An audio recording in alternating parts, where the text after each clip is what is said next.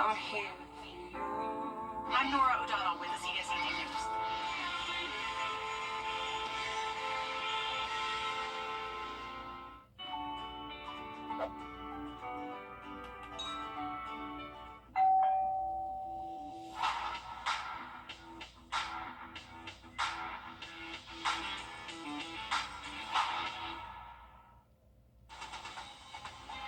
Live from Augusta, you're watching News 12 live at 5. Well, school is almost out, but a number of our local families are still in need of childcare options. We're on your side with some recommendations coming up next. But first, we're tossing things over to First Alert Chief Meteorologist Riley Hale because the rain has been falling off and on all day. Riley, is this going to stop anytime soon? Well, we do look dry for the next several hours. There could be too many issues at the moment. So avoid Jefferson Davis Highway. You can near the Ford dealership. Have another update for you coming up in just about 10 minutes. All right, thank you, Riley. At the end of this month, a majority of our students will be home for the summer. And while summer is not as long, with some of our districts using a year-round schedule, there are still weeks of downtime. Yeah, and parents are in need of childcare options that won't break the bank. Our Sydney Hood is live at 5 in our newsroom in Sydney. What can you tell us about parents' options this summer? Well, the options are out there, and there are a lot of them, but we did the work so you don't have to. We spoke to the Kroc Center, who is hosting their 10-week summer camp starting on May 28th.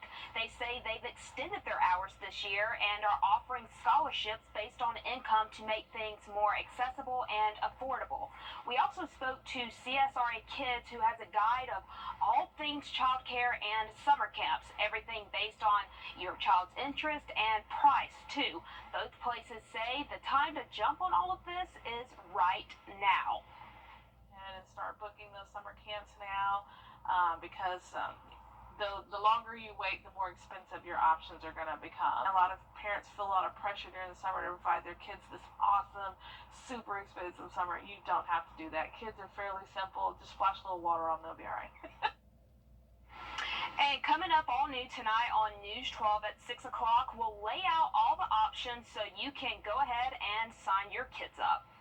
All right, thanks, Sydney. This makes a huge difference for parents. As a parent, thank you for doing the homework for us. Yeah, we know how expensive childcare can get, and the options are very limited right now, so get in there early, enroll them, or, just keep them at home and splash some water on them. There you go. I will tell you, though, hours of fun in a sprinkler. Absolutely. When you have a kid, for sure. And thanks, Sydney. And this worry over childcare comes as Georgia caretakers are pleading for help, actually. Yesterday was National Day Without Childcare, where providers across the country closed their doors to highlight a critical lack of funding. We are panicking right now. We are in a state of panic. Families cannot find high-quality child care. It's a real issue for the economy. It's a real issue for everyday people. It's a real issue for our children as well as adults. A study last year by the Annie E. Casey Foundation found 29% of Georgia parents lack secure employment, with the top reason being lack of child care.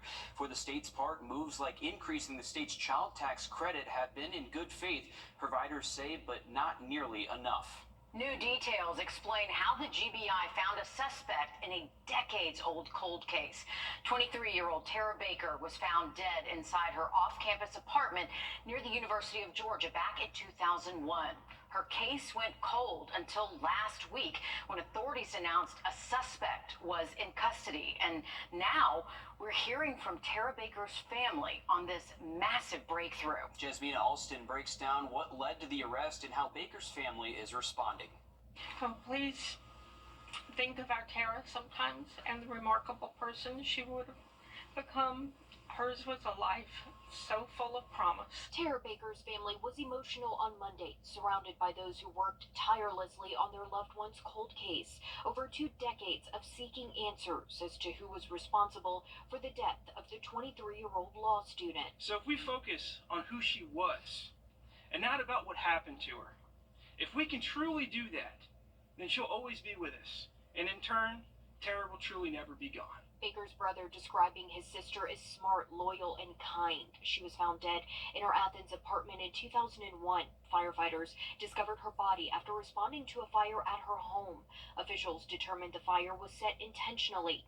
Now, 48-year-old Edric Lamont Faust is charged with Baker's death.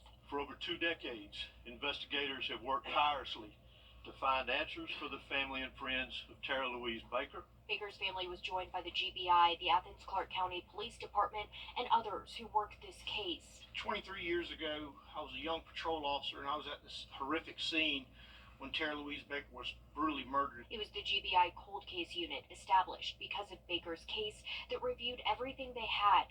Biological evidence and DNA science helped to solve it. The past few days have been filled with a host of convoluted emotions. As if it were 23 years ago, we grieve. We grieve for Tara. We grieve for those we lost along the way, still waiting for answers. We grieve for the new generation that will never truly understand how amazing their Aunt Tara was. And we grieve for the Foss family. While we understand that this is the first step of many, we are grateful for this day.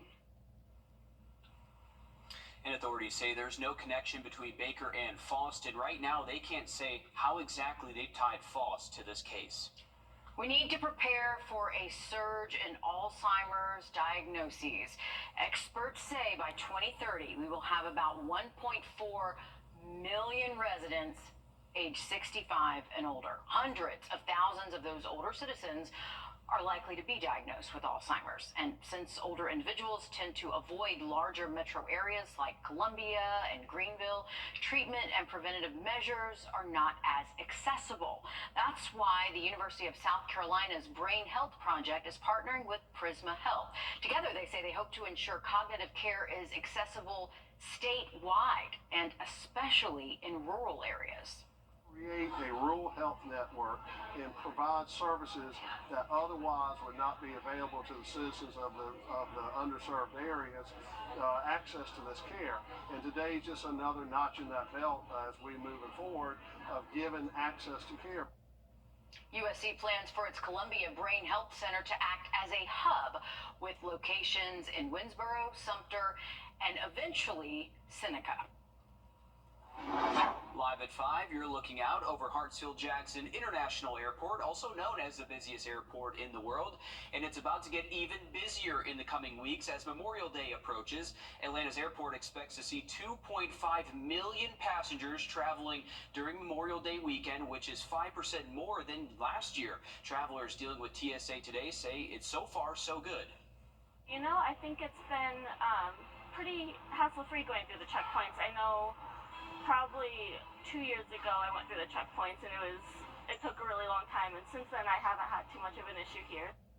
They surely have it down to a science there, and according to AAA, the 22nd through the 29th will be the busiest travel period in over 20 years, with a total of nearly 44 million people traveling at least 50 miles.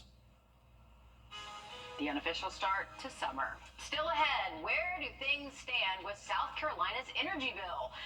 Things aren't looking good, but it's not over yet. Our State House reporter will have the latest just after the break. Riley? Well, we've been mostly dry this afternoon, but we are keeping an eye on a chance for storms tonight, and then again heading our way this weekend. We'll have that full forecast next. Time and Temp, brought to you by your First Alert weather team. Join us. Temperatures staying near average for the next several days, and then later next week it looks a little bit drier by Monday. Thanks, Riley. Tonight, Governor Henry McMaster is urging lawmakers to get a bill to him quickly to ensure South Carolina has enough power to keep the lights on for years to come. But despite leaders in the legislature acknowledging this is an issue that must be solved, that bill might not reach the governor until 2025. Our State House reporter Mary Green explains why. We cannot wait. This is something that we cannot put off, because it is upon us now. But the immediate future of that energy reform bill the governor is calling for depends on who you ask. The bill started in the House of Representatives, a top priority for Speaker Merle Smith. After months in that chamber of vetting and testimony, the House passed legislation designed to ensure South Carolina can generate enough power to keep up with booming population and industry growth. Everyone agrees that we have a generation problem in the state and a transmission problem in the state. This bill would enact regulatory changes, including streamlining the permitting process to get new sources of power online more quickly. quickly, revamping South Carolina's Public Service Commission and giving lawmakers blessing to a Santee Cooper Dominion Energy partnership to build a new natural gas plant in Colleton County. But when the bill got to senators late in the legislative session, they pumped the brakes, saying they needed time to vet it themselves and couldn't do that before they adjourned last week. So the Senate changed the bill, slashing it from sweeping 70-plus pages of reform to a 4-page non-binding resolution that essentially says the General Assembly understands the importance of generating new sources of power and its role in doing so. There's a lot of work to be done because it is an extremely important issue for South Carolina going forward. With vast differences between what the two chambers passed, the bill now sits with a conference committee, a group of lawmakers tasked with working out a compromise. House members want to get to work as soon as possible. There's a menu of options in that bill. We're ready to go line by line and come up with the best solution possible for South Carolina. But Senate Republican leader Shane Massey calls that a long shot to happen right now, with senators planning to meet over the fall to take their own testimony and vet the bill. I'm not interested in negotiating the bill right now, but I do think we're going to work in good faith over the fall. Now, the agreement the legislature has in place allows them to come back in session as late as November if they reach a compromise on the bill by then. Now, if not, the bill would need to be refiled next year, and the entire legislative process would have to start over in January. The Georgia Aquarium fighting back against the illegal trade of live animals, including some you might not expect. How they're doing it, coming up next. First Alert Radar, powered by Jim Hudson Automotive Group. What's on your home can get into your home. Wildlife trafficking is becoming a big deal, and it's a billion-dollar industry impacting animals across the globe, including coral. Yes, coral is a living animal. So when federal agents confiscate illegally trafficked coral, they need to find new homes for them as soon as possible. That's where places like the Georgia Aquarium come into place. Marissa Parra has an inside look. Beyond the famous floor-to-ceiling exhibits at the Georgia Aquarium, the largest in the U.S., is a years-long rescue for a tiny little species. This is all live coral in here. Coral's an animal. Without eyes and ears, corals are easy to mistake for plants, but these are animals, and the ones here are being nursed back to health. This tank is full of corals rescued from the hands of thieves. This is living evidence that you're looking at that can be used for court cases. The black market for illegally trafficked wildlife is seeing a surge. There is a black market, but there's also legal trade, so it becomes complicated by that. It is a constant challenge. Officials say the trafficking of wild animals often happens in tandem with other criminal activity, like drug trafficking. Within the span of 4 years, U.S. Fish and Wildlife saw 834 cases of wildlife seized, abandoned, or refused entry, and coral was in the top 3 of all cases. The unfortunate thing is wildlife trafficking is a low-risk, high-reward crime. If you get caught, you're not going to be punished very much, but there is a very high economic reward to be had if you don't get caught. They're looking to expand their network in the Southeast, a region that has consistently seen the highest number of trafficked and seized animals of any region in the country. Crooks are cashing in on a lucrative illegal trade, using trafficked coral stolen from the reef and selling it to smaller aquariums or turning it into decoration, even jewelry. Stopping these trades in their tracks is why the Wildlife Confiscations Network was founded. We launched last October, and we've helped place 2,400 individual animals. 30% of those animals have been corals, an animal already fighting to survive warming waters. A 4th global coral bleaching event confirmed by NOAA just this year, threatening to kill even more reefs beyond repair. They have enough working against them. The last thing they need is to be plucked from the wild illegally. As they fight for steeper penalties for wildlife crime, the smaller battle is being fought right here. We've provided a home for hundreds of these protected species in our exhibits where millions of guests can see them in a live coral habitat. The Georgia Aquarium is one of many partners who take in the trafficked animals, be it rays or coral, that would otherwise have no hope of survival. A lot of these came in, they look completely white and have since regained much of that coloration. With healthy conditions, the corals can recover. Aquarius curators like Steve Harder devote every minute to bringing these corals back to health in the way you're used to seeing them, full of color and teeming with life. I love taking these corals and creating displays and using them as paint on the canvas. These corals provide that living artwork. His hope is that his inspired creations inspire more people, big and small. All right, well, it's Tuesday, so we have our latest Sunshade winner sponsored by Plunkett Heating and Air. Congratulations to Mae Johnson from Augusta. To get your own sunshade, just go to WRDW.com, click on contests, and you can enter your email right there. I'm going to look at the forecast coming up just after a short break. When the unexpected happens, who do you first just got faster? Don't wait. Drastic discounts right now. At Waynesboro Chrysler Dodge Jeep Ram, new Gladiator Rubicons, discounted $6,500. If you can't come to us, we'll drive it to you. Take the short drive on Highway 25. Good to go, Waynesboro.com.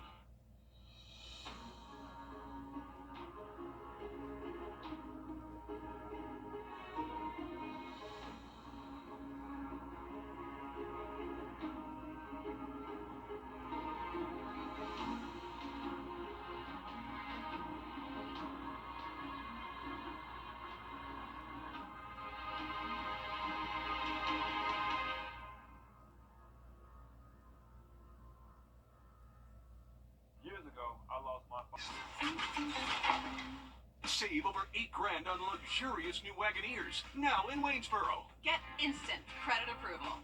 Every vehicle deeply discounted at Waynesboro Chrysler Dodge Jeep Ram. Plus, Chief Meteorologist Riley Hale for your first alert. Every time you visit Parklands.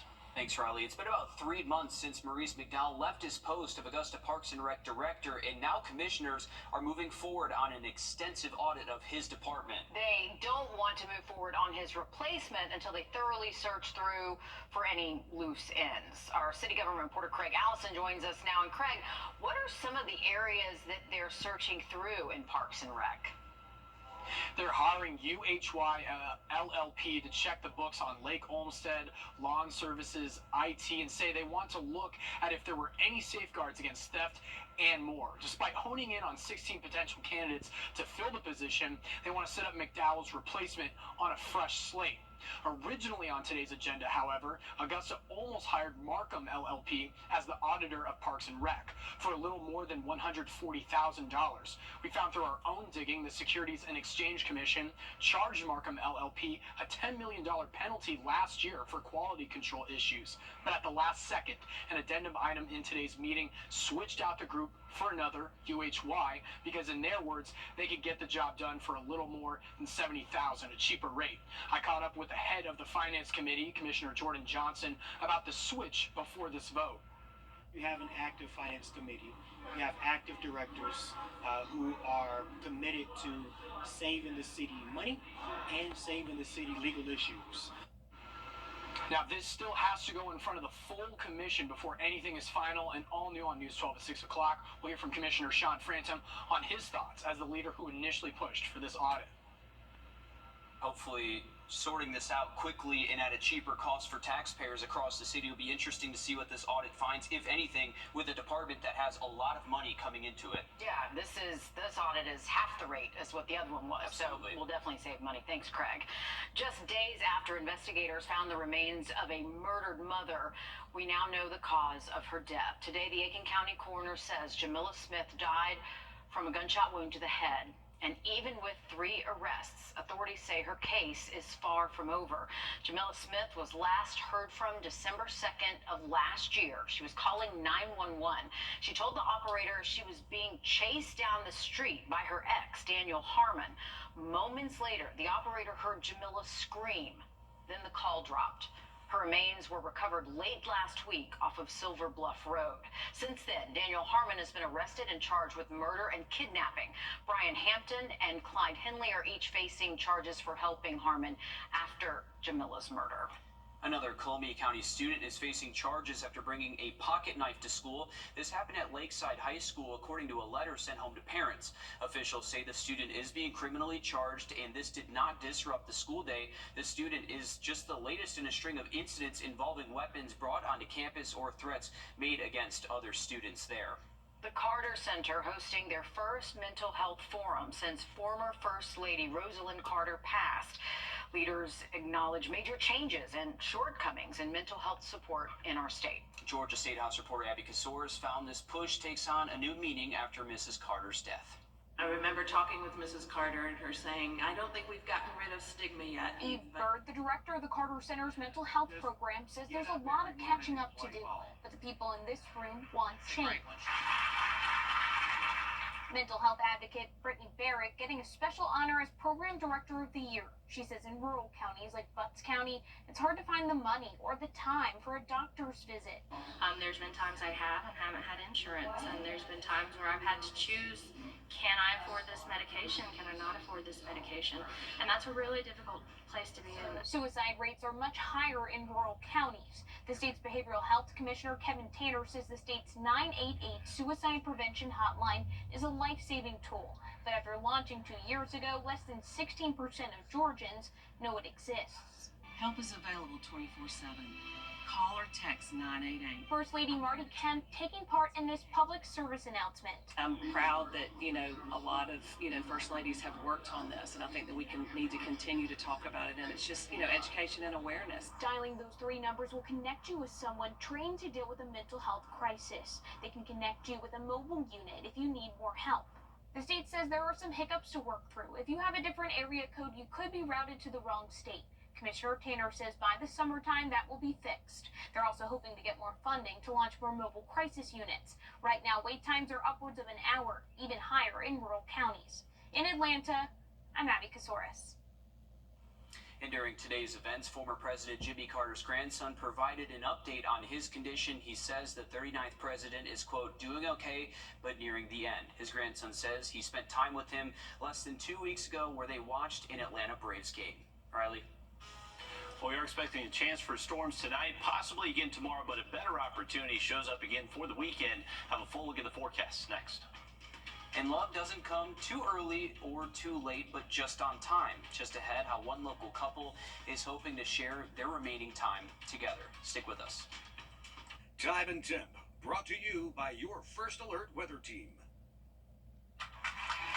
The ending is going to be thanks to a series of fronts passing through the region, so just a heads up, weekend plans could be impacted by a few thunderstorms. All right, thanks, Riley. Nancy Nelson says she and her lifetime love, Robert, never considered marriage up until 5 days ago when Robert Major's cancer diagnosis took a turn for the worse. Hallie Turner shares how their race to the altar has been 33 years in the making. Would you say Miss Nancy's the best caregiver? Oh, yeah. Nancy Nelson says one look was all it took. Was one of the first, definitely. For me. I can't speak to him, but he never ran off, so. But like many love stories, 33 years ago, life got in the way for Robert and Nancy. He ended up separated for 20 plus years by that great distance. I visited him, he visited me, so we kept the relationship going, but on a way different level. But the love was always there. After her parents passed 3 years ago, Nancy moved back from New Mexico because her heart was still in Aiken. So I packed up all of my belongings and headed back here, and we bought this house together, and we lived together. We didn't really talk about marriage. We knew we loved each other, and everything was just wonderful. But just 5 weeks ago, Robert's trip to the hospital became a terminal cancer diagnosis. We don't have a lot of time. Perhaps. Maybe we do. I still have faith that something will happen, that God will move a miracle. But we've got each other for now, and that's all we need to get through. Nancy says the only thing that's remained constant the last 3 decades is their love. When Robert went into hospice care, they decided it was time to make their love legal. I talked to Robert and I said, hey, should we get married, hon? And he said, absolutely. And so we got married in the hospital room. And now they're home, making the most of each day. I accept that we've only got a short time together, but we're going to make the most of it, and I know God is going to give us the time to make the most of it. In Aiken, Hallie Turner on your side. And love just has that gravitational pull. After 20 years of being separated, they were finally able to be with each other and, of course, spend their last moments with each other as well. Yeah, and as you can see, she's grateful for the time and still hoping for a miracle, and we pray that there is one. Absolutely. Hallie Turner with that story.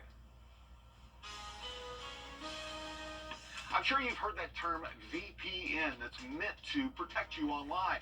I'm Jamie Tucker. Coming up, we're going to take a closer look at virtual private networks to help you decide if you really need to pay for one. First Alert Radar, powered by Jim Hudson Automotive Group. Foundation said there are rooms to go. Brett, what are you doing? Eliminating some stuff. First off, pretty sure that's a federal offense. And second, that's for our customers to eliminate their Medicare cards when they come in for a commitment-free consultation. My bad. Are you64.com. Don't ignore the signs of Ascend Repair experts.